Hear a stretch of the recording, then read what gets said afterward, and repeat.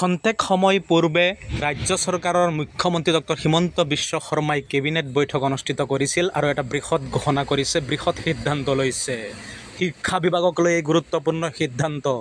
HS পৰীক্ষাত যিসকল ছাত্ৰ ছাত্ৰীয়ে 80% অৰ্থাৎ 80% নম্বৰ লৈ তেওঁলোক উত্তীৰ্ণ হৈছে, স্কুটি প্ৰদান কৰিব ৰাজ্য চৰকাৰে সেইসকল ছাত্ৰ ছাত্ৰীক।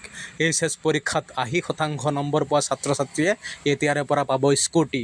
মুখ্যমন্ত্ৰী ডক্টৰ হিমন্ত বিশ্ব শৰ্মাৰ খন্তেক সময় পূৰ্বে ঘোষণা, কেবিনেট বৈঠকত গুৰুত্বপূৰ্ণ সিদ্ধান্ত। আন এটা গুৰুত্বপূৰ্ণ খবৰ, শীঘ্ৰে ৰাজ্যত অনুষ্ঠিত হ'ব বিশেষ টেট পৰীক্ষা। ৰাজ্যৰ শিক্ষামন্ত্ৰী ডক্টৰ ৰণোজ পেগুৱে খন্তেক সময় পূৰ্বে গুৰুত্বপূৰ্ণ ঘোষণা কৰিছে। বড়ো মাধ্যমৰ শিক্ষক শিক্ষয়িত্ৰী নিযুক্তিৰ বাবে অতি সোনকালে বড়ো মাধ্যমৰ বিশেষ টেট পৰীক্ষা অনুষ্ঠিত কৰা হ'ব। স্পেচিয়েল টেট অনুষ্ঠিত হ'ব বড়ো অঞ্চলত, অৰ্থাৎ বিটিআৰ অঞ্চলত এইবাৰ নতুনকৈ নিযুক্তি দিয়াৰ বাবে স্পেচিয়েল টেট অনুষ্ঠিত কৰিব ৰাজ্য চৰকাৰে। শিক্ষামন্ত্ৰী ডক্টৰ ৰণোজ পেগুৱে আজি ঘোষণা কৰে যে জনতা ভৱনত শিক্ষা বিভাগৰ বিষয়াবৰ্গক লগত লৈ নিখিল বড়ো ছাত্ৰ সন্থাৰ সৈতে অনুষ্ঠিত এখন বৈঠকত বিটিআৰৰ বাহিৰৰ বড়ো মাধ্যমৰ বিদ্যালয়সমূহত শিক্ষকৰ খালী পদসমূহ পূৰণ সন্দৰ্ভত আলোচনা কৰোঁ।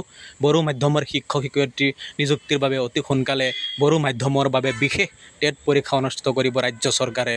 আন এটা গুৰুত্বপূৰ্ণ খবৰ, শিক্ষা বিভাগক লৈ গুৱাহাটী হাইকোৰ্টে কেইদিনমান পূৰ্বে এটা ৰায়দান প্ৰদান কৰিছিল আৰু সেই গুৱাহাটী হাইকোৰ্টে শিক্ষা বিভাগৰ যি ৰায়দান, সেই ৰায়দানক অৱমাননা কৰিছে শিক্ষা বিভাগে। এইবাৰ গুৱাহাটী হাইকোৰ্টে শিক্ষা বিভাগক লৈ যি গুৰুত্বপূৰ্ণ ৰায়দান প্ৰদান কৰিছিল, শিক্ষা বিভাগৰ সেই ৰায়দানক লৈ এইবাৰ আদালত অৱমাননাৰ গোচৰত শিক্ষা বিভাগৰ সচিব নাৰায়ণ কোঁৱৰক ইতিমধ্যে সমন জাৰি কৰিছে। প্ৰাথমিক শিক্ষা সচিব আৰু সঞ্চালকক আদালতত সশৰীৰে হাজিৰৰ নিৰ্দেশ প্ৰদান কৰিছে গুৱাহাটী হাইকোৰ্টে।